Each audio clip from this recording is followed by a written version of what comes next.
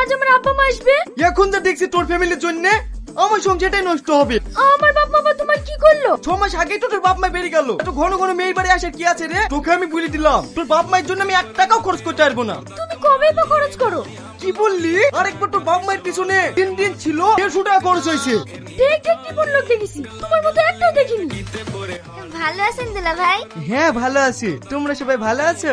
ভালো আছেন আব্বা? ভালো আছি বাপ। সে তো দেখি বুঝতে পারছি। যাও ঘরে কি বসো। কান্না কর কান্না কর। ওরে আমার কি হবে গো? আমি তোকে কত ভালোবাসি, রাস্তায় আমাদের ছেড়ে চলে যাবে।